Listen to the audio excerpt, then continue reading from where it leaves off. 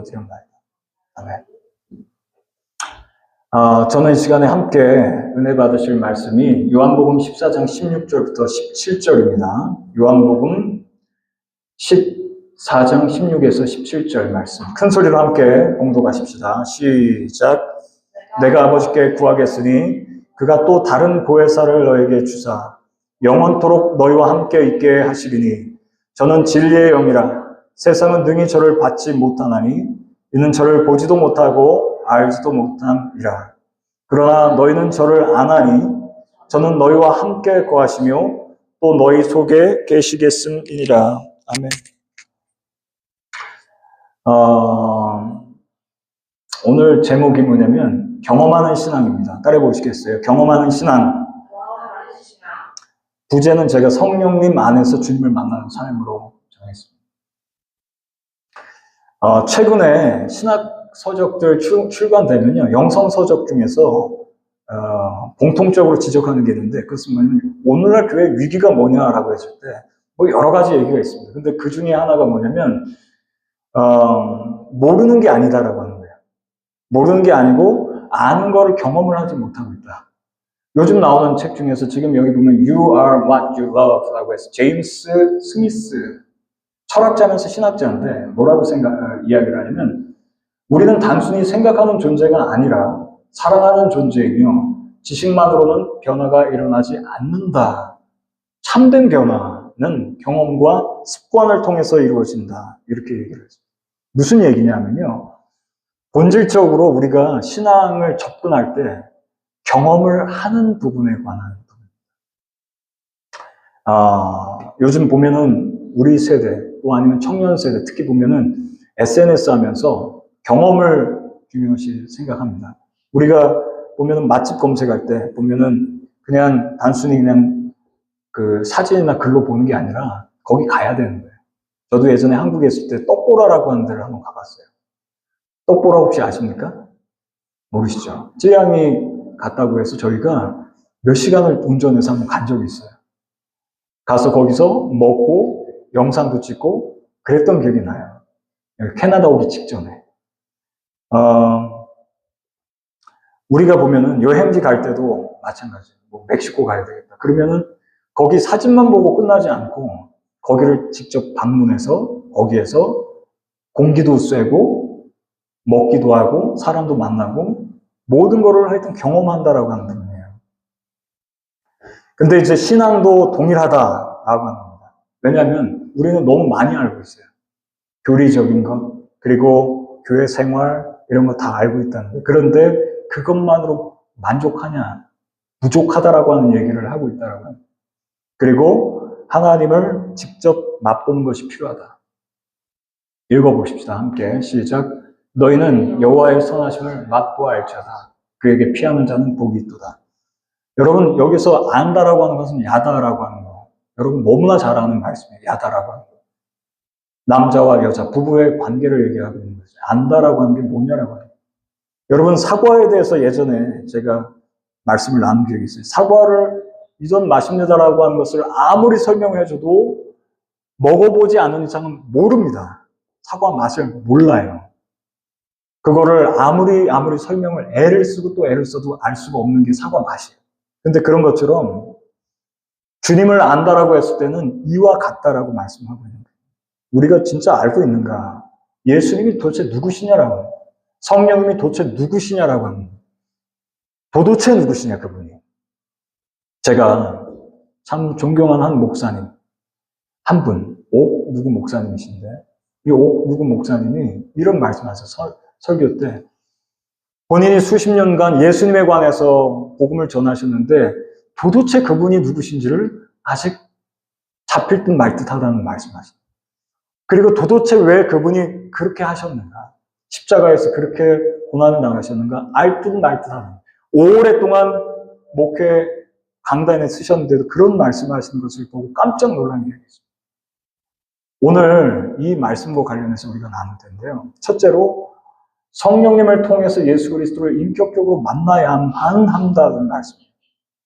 오늘 본문 한번 다시 한번 보시면요. 내가 아버지께 구하겠으니 그가 또 다른 보혜사를 너에게 주사 영원토록 너희와 함께 있게 하시리니. 저는 진리의 영이라. 세상은 능히 저를 받지 못한다. 이렇게 말씀하셨어요. 이는 저를 보지도 못하고 알지도 못한다.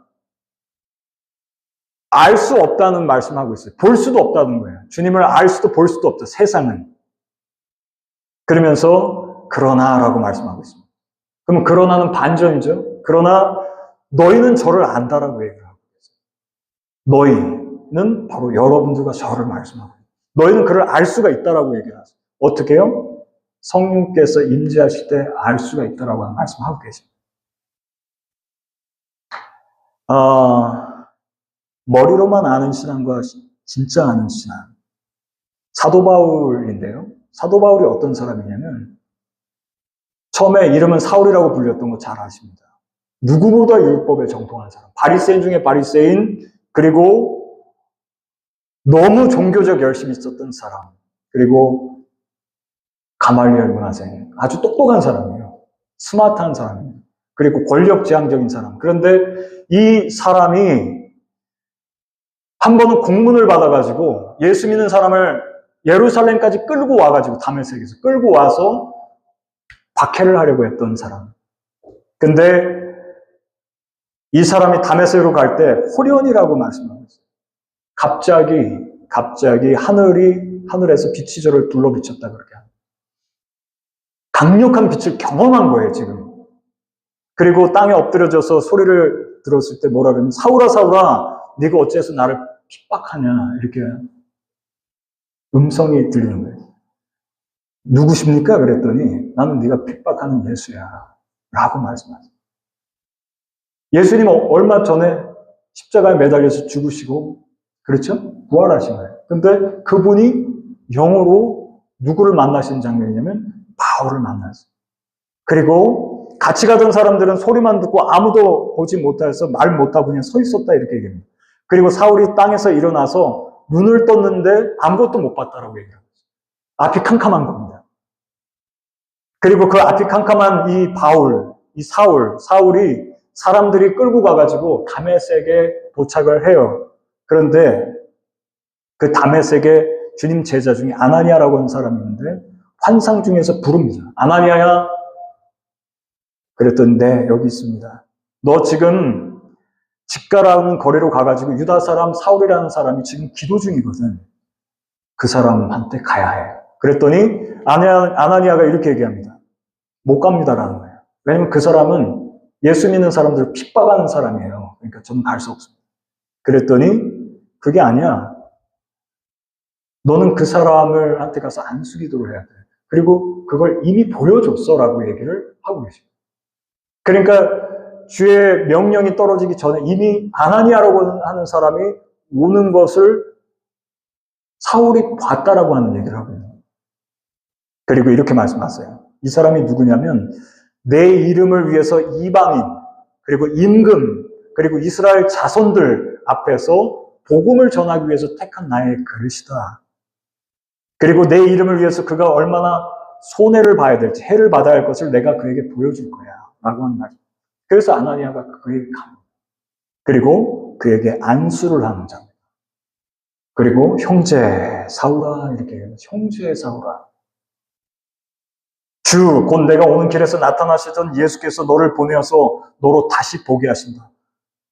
지금 안 보이는 그 사울을 다시 보게 하신다. 그리고 동시에 성령으로 충만하게 하신다. 그렇게 얘기를 해요. 사울의 즉시 눈에서 비늘 같은 것이 떨어졌다. 그러는 거예요. 그리고 다시 보게 된지라. 그리고 나서 세례를 받았다. 이거예요. 지금 이게 어떤 장면이냐면 인생의 터닝 포인트입니다. 사울이 확 터닝하는 장면이에요. 그리고 주님을 경험하는 장면이에요. 경험하는 장면이에요. 그리고 나서 19장 20절에 이렇게 써 있습니다. 즉시로 각 회당에서 예수께서 하나님의 아들이시다라고 하는 것을 전파하기 시작해요. 누가요? 바울. 사울이 바울이. 어떻게 이렇게 다른 사람이 될 수 있을까라고 합니다. 어떻게 이렇게 다른 사람이 될 수 있을까? 여러분, 바울이 그때 당시 알고 있었던 교리로서는 주님을 알 수 있는 방법이 없어요. 근데 인격적인 경험을 하는 장면입니다. 여러분, 이런 은혜가 저와 여러분들에게 있으시길 바라요. 왜냐하면 너무 많은 경우에 주님을 경험하는 것을 축소되기 때문에 그래요. 축소. 주님을 경험하는 걸 축소시켜놨어요.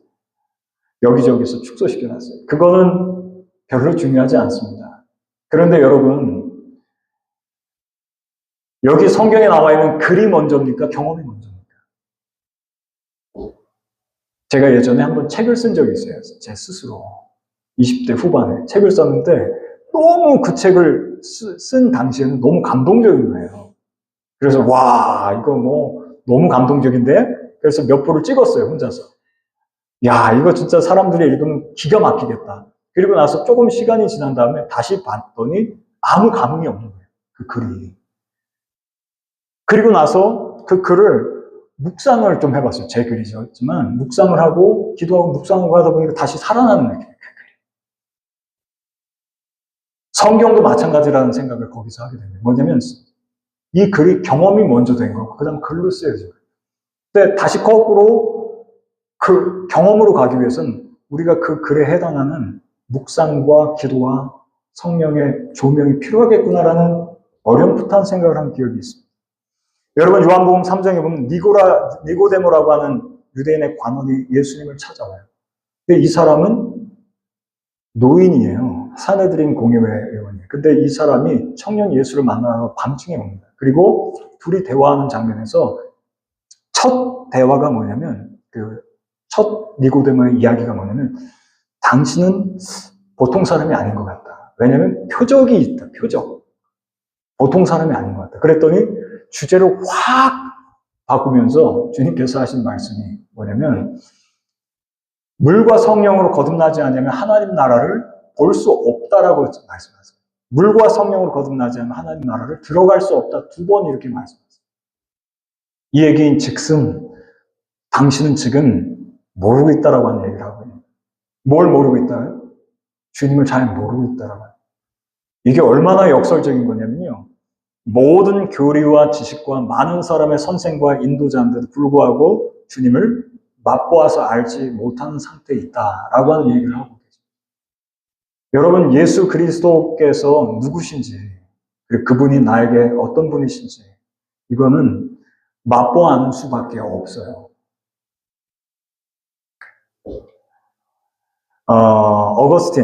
아구스티누스라고 우리가 부르는데, 어거스틴이 여러분과 제가 많이 들어봤을 겁니다. 초대 교부입니다. 그런데 이 어거스틴이 청년 시절에는 방황 숱하게 했습니다. 일찍 10대 때부터 그렇게 해서 나가서 생활을 주로 했어요. 그리고 그 사람이 뒤에 백그라운드에는 어머니의 기도가 있는 거 알고 있습니다. 모니카라고는 어머니. 근데 그 분이 주님 앞에 서기까지는 포인트를 말씀드려요. 결정적 포인트. 어느 날 내면에 채워지지 않은 그 갈등 속에서 정원을 거닐고 있을 때 아이의 음성이 들립니다. 집어들고 읽어라. 집어들고 읽어라. 톨레레게.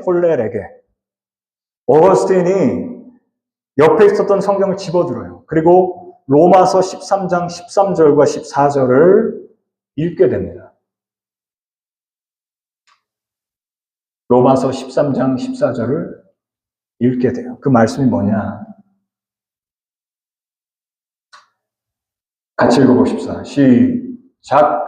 낮에와 같이 단정히 행하고 방탕과 술 취하지 말며 음란과 호색하지 말며 쟁투와 시기하지 말고 오직 주 예수 그리스도로 옷 입고 정욕을 위하여 육신의 일을 도모하지 말라. 아멘.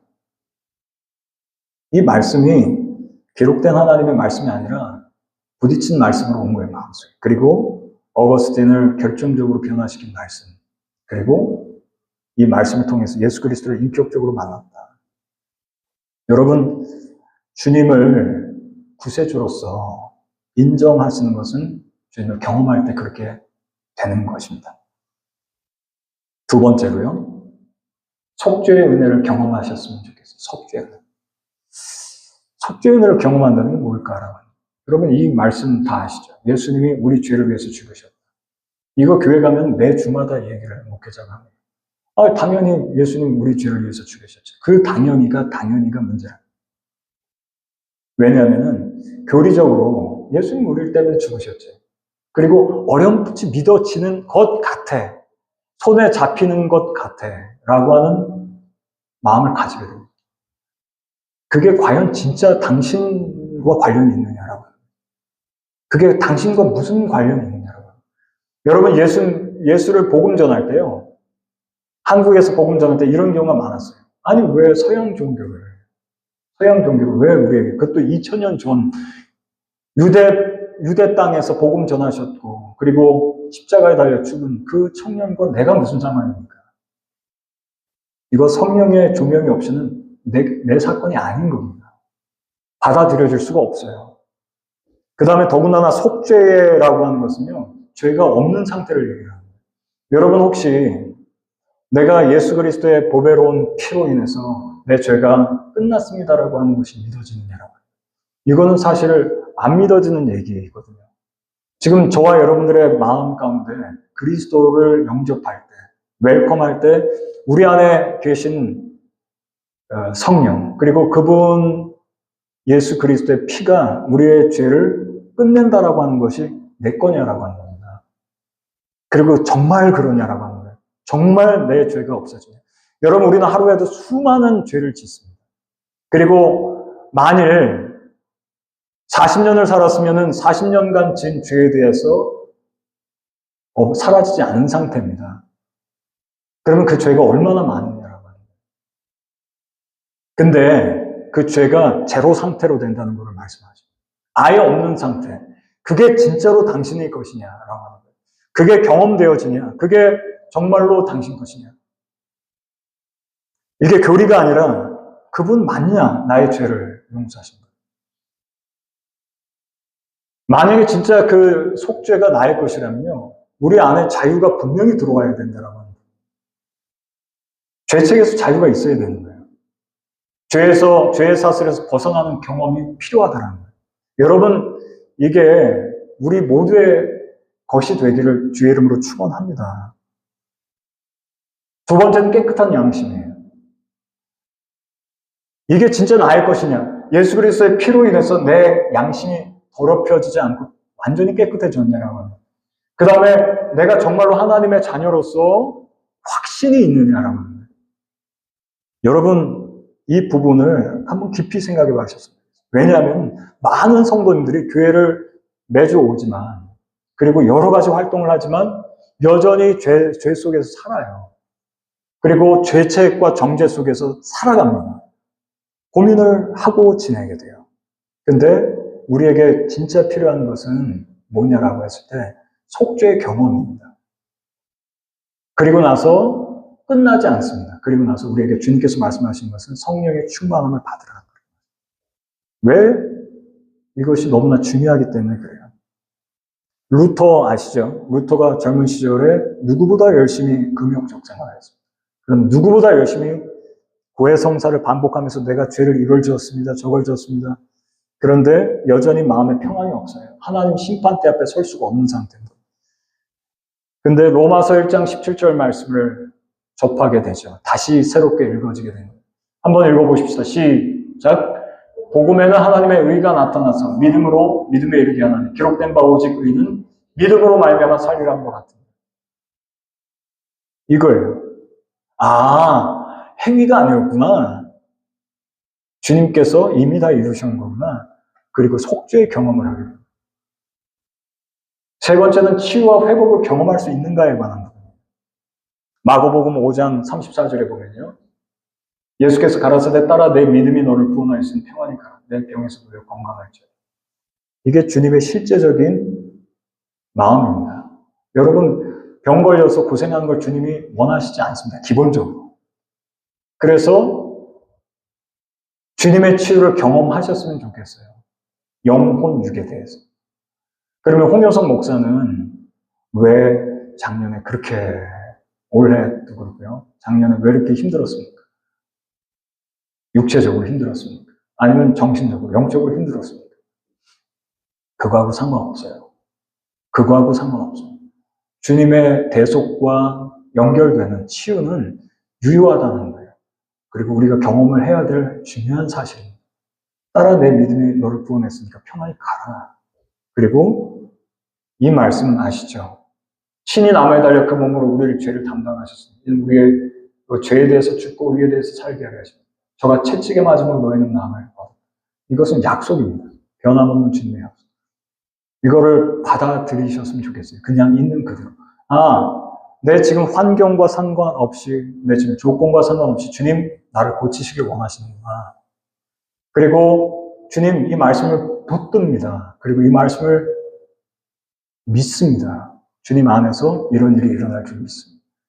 저는 제가 보니까 성경은 이성적이지가 않아요. 이성적이라면 믿음이라는 용어를 쓰지 않았겠죠. 이성적이지가 않기 때문에 그렇습니다. 믿어야 그냥 받아들이게 되는. 그리고 채찍에 맞음으로 마음을. 그러면 오늘날에는 왜 이런 일이 잘 없을까요? 라고 했을 때 저는 그냥 심플하게 이렇게 얘기하고 싶어요. 받아들이지 않는 상태다. 라고 생각을 합니다. 그리고 기본적으로는 주님께서 이 방향을 원하고 계시다는 것을 합니다.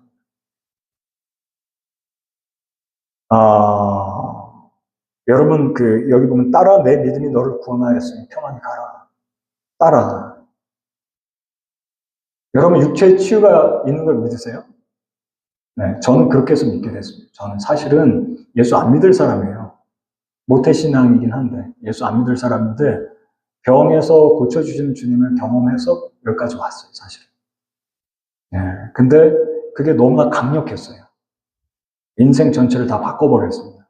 그리고 어딜 못 가겠어요. 죄를 짓는 장소로 가려고 하면 몸이 아프기 시작해요. 근데 오히려 그것을 반대하고 싫었었는데 그게 은혜의 사슬이다라는 생각을 하게 됐습니다. 여러분, 이 네 번째는 저주에서 축복으로 옮겨지는 경험이에요. 믿으십니까? 읽어보십시다. 시작. 그리스도께서 우리를 위하여 저주를 받은 바 되사 율법의 저주에서 우리를 속량하셨습니다.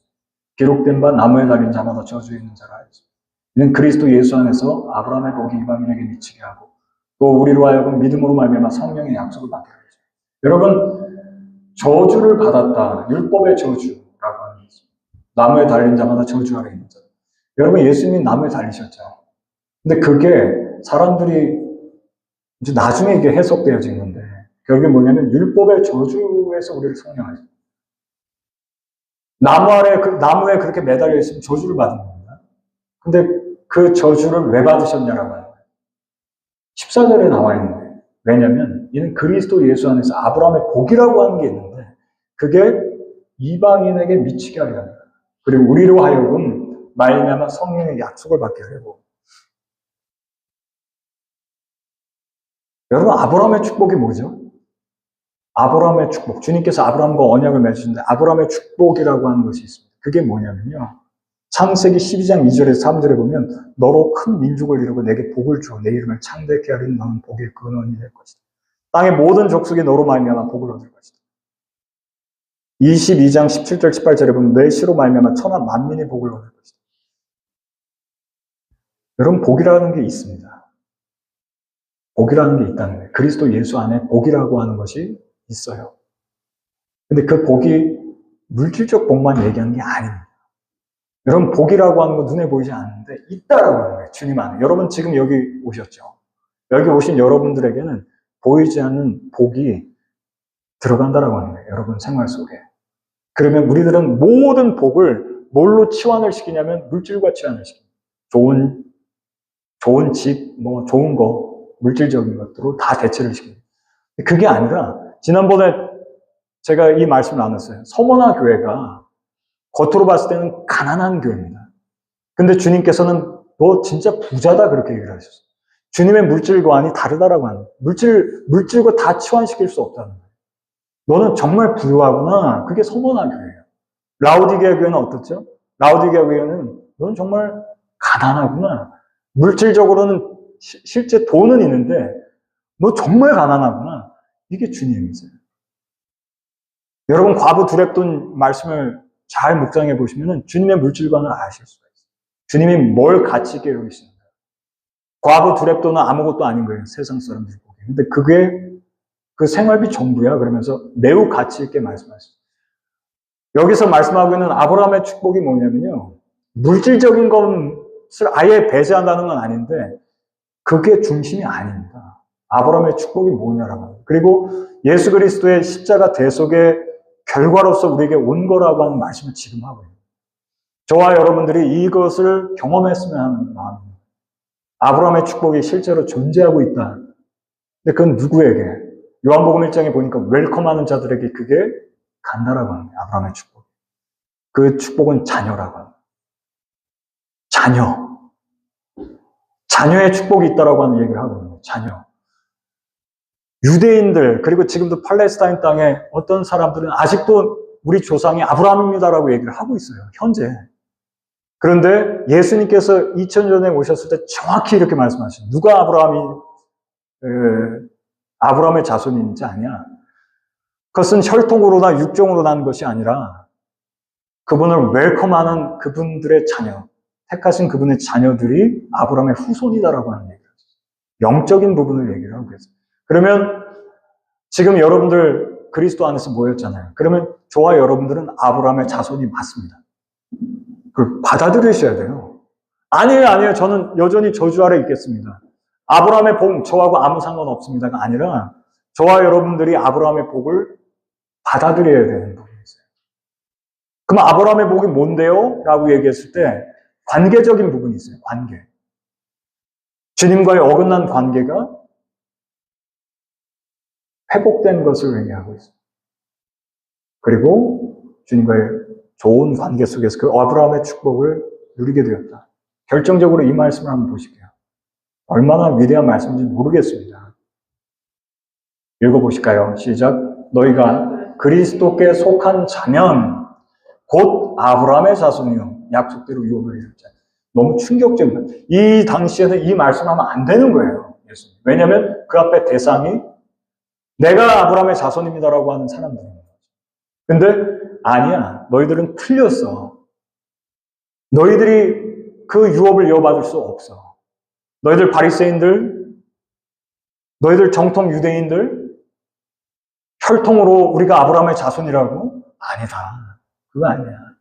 그런 식으로 자손이 되는 게 아니고 그리스도께 속한 자라고 말씀하고 있어요. 그리스도께 속해 있니? 그러면 아브라함의 자손이야. 그러면 어떻게 되는데? 약속대로 유업을 받게 될 것이다. 우리는 아마 그것을 상상하기 어려울 겁니다. 어떤 유업이 우리에게 주어지냐? 상상할 수 없는 유업을 받게 됩니다. 왜? 그분이 예수 그리스도요, 그분이 하나님이시기 때문에. 그분이 그분의 속한 자, 자녀들에게, 아브라함의 자손들에게 유업을 주시겠다라고 하는 결정적인 말씀을 하고 계십니다. 이게 어떻게 가능하냐? 십자가 이전에는 가능하지 않았는데 십자가 이후부터 가능해진 거예요. 누구든지 예수를 주로 시인하고 고백하고 그의 이름을 부르면은 아브라함의 자손이 되는 겁니다. 그리고 그분에게 상속해 주시겠다는 말씀하고 있어요. 이거 정말 안 믿어지는 얘기입니다. 이거 경험하는 수밖에 없어요. 그리고 이거를 누가 해석해 주시냐? 성령께서 해석을 해 주시는 거예요.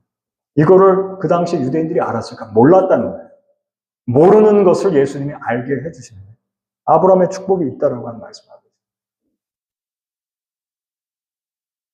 제가 그 제니스라고 하는 여인을 한 나이가 60대 중후반 됩니다. 이 제니스라고 하는 분을 거의 매일 만나고 있어요.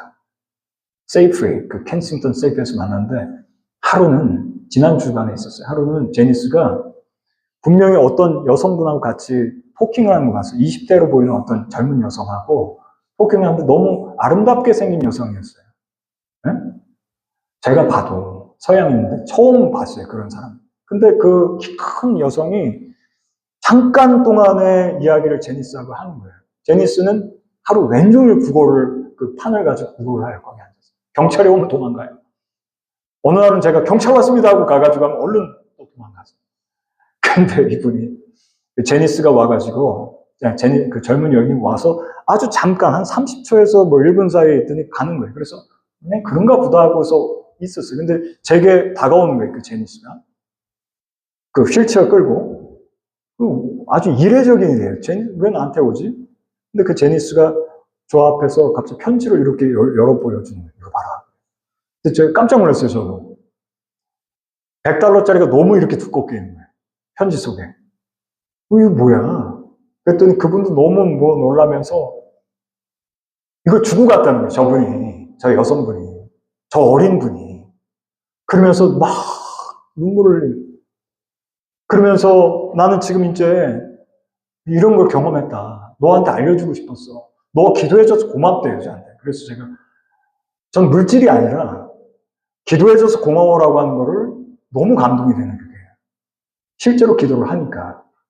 그러면서 그분이 이걸 믿었구나, 기도에 대한. 그리고 나서 제가 이렇게 얘기를 했어요. 더 좋은 일들이 당신에게 있을 거야. 더 좋은 일들이 당신에게 있을 것이다. 그럼 뭘 염두에 두고 얘기를 한 걸까요? $100짜리 지폐가 더 많아질 거야, 이걸까요? 그럴 수도 있는데 당신의 영적인 부분에 있어서 훨씬 좋은 일들이 앞으로 일어날 거야. 그랬더니 막 좋아하면서 나 이제 집에 가서 딸한테 이거 자랑하러 갈 거야. 오늘은 영업 끝. 그리고 가지. 너무 기쁜 거예요, 제가. 그리고 이분을 향하신 하나님의 계획이 있으시구나. 그런 생각을 했어요. 아브라함의 축복을 받는 여러분들 되셨으면 좋겠습니다. 마지막으로 다시 오실 예수 그리스도. 여러분, 예수님께서 다시 오실 것이 경험으로서 우리가 알 수 있는 거예요. 이거는 지식으로 알 수 있는 건 절대 아니에요. 그러겠지가 아닙니다. 읽어보실게요. 시작. 주께서 호령과 천사장의 소리와 하나님의 낫발로 신이 하늘을 쫓아 강림하시니 그리스도 안에서 죽은 자들이 먼저 일어나고 그 후에 우리 살아남은 자도 저희와 함께 구름 속으로 끌어올려 공중에서 주를 영접하게 하시니 그래야 우리가 항상 주와 함께 있으리라. 그러므로 이 여러 말로 서로 위로하여 믿음이 흔들리기 때문에 이 당시에는 이 말로 믿음을 굳건하게 세워나갔습니다. 근데 여러분 한번 생각해 보세요. 주님 다시 오신다라고 말씀하시는데 이런 날이 올 것이다. 근데 여기 구름 속으로 끌어올려 공중에서 주를 영접하게 될 것이다. 누가요? 우리 살아남은 자. 우리가 항상 주와 함께 있으리라. 소망의 메시지예요. 근데 이거 여러분들 믿어지십니까? 저와 여러분들이 어느 날 이런 일들을 경험하게 될 거라는 거예요. 여호와의 선하심을 맛보알지어다라고 했을 때 이것도 다 포함돼요. 여러분, 저와 여러분들이 여기 잠깐 와 있습니다. 언젠가 이런 일이 있을 것이다. 저는 이걸 믿어요. 믿어집니다. 정말로 믿어져요. 여러분, 이것이 믿어지십니까? 예수 그리스도께서 다시 오실 날, 그날 우리가 이런 것들을 경험하게 될 것을 믿어지십니까? 여러분, 오늘날 보면요, 많은 신학의 영역에 있어서 주님께 가는 길을 다 막아버렸어요. 경험을 전부 다 어디에 국한시키냐면 일상의 영역으로 국한시켰어요. 저는 감히 이렇게 말씀을 드려요. 일상의 영역과 그 기적도 맞습니다. 그런데 주님의 흔들리지 않는 특별한 은혜도 경험하셨으면 좋겠어요. 여러분, 믿음을 지켜나갈 때, 저와 여러분들이 믿음을 지켜나갈 때 주님께서 주시는 확신도 필요하다고 생각을 합니다. 여러분, 일상의 기적, 일상의 은혜 다 중요해요. 주님께서 주시는 계절 보면서 감격하고 감사하는 건 맞습니다. 그런데 주님께서 주시는 특별한 은혜도 기대하셨으면 좋겠어요. 홍여성 목사님 기대합니까? 치유를 기대합니까? 그런 아브라함의 축복을 믿습니까? 믿죠, 당연히. 지금 안 벌어져도 저는 믿습니다. 왜요? 그걸 믿게 하시는 분이 계신데 저는 여러분들과 제가 그런 은혜도 기도하셨으면 좋겠어요. 왜냐하면 너무 많은 목사님들이 문을 다 닫아버렸어요, 거기를. 접근 못하게. 죄송합니다, 목사님이라고 해서. 문을 다 닫아버렸어요. 그래서 간절히 기도하지 않습니다. 왜? 이미 결정된 거니까. 교리적으로 결정된 거니까. 그거 해도 안 되던데? 그럼 제가 물어봅니다. 진짜 해봤습니까? 안 된다라고 얘기를 하고 있어요. 회개해도 안 됩니다. 기도해도 안 됩니다. 그럽니다. 진짜냐라고 하는 거예요. 그게. 진짜입니까 그게? 그리고 그리스도의 십자가의 사건이 나와 아무 상관이 없어져 버렸어요. 그래서 교회에서 어떤 일들이 있습니까? 아무 일도 안 벌어져요. 아무 일도 안 벌어지는 것은 이제 기적과 관련된, 은혜와 관련된 경험들이겠죠? 오히려 다툼이 일어나기 시작합니다. 멈추기 시작합니다. 저는 더 열정적이었으면 좋겠어요. 우리 여기 계신 분들 한 분 한 분의 삶 속에 그리스도의 이 은혜를 경험하셨으면 좋겠어요. 그리고 마음에 확고한 신앙 가지고 같이 걸어갔으면 좋겠습니다. 이분 누구세요? 마지막 소개할 분입니다. 이제 거의 끝나가요. 주기철 목사님인데, 주기철 목사님이 신사참배 거부하다가 이제 나중에 순교하시죠. 고문당하시고. 그분이 남긴 마지막 메시지를 함께 나눌게요. 이 땅의 생명이 여기서 멈춥니다. 하지만 나는 주님의 다시 오심을 기다려요. 그날에 다시 일어나 주님을 뵙게 하소서라고 고백을 하셨어요. 이분은 그걸 확실히 믿었던 거예요. 그분 안에 계신 성령께서 그것을 믿게 하셨습니다. 여러분, 주님의 말씀의 능력을 경험하시길 주의 이름으로 축원드리겠습니다. 그리고 성령의 은사와 그 은혜를 경험하시기를 주님의 이름으로 축원드립니다. 우리 같이 찬양하십시다.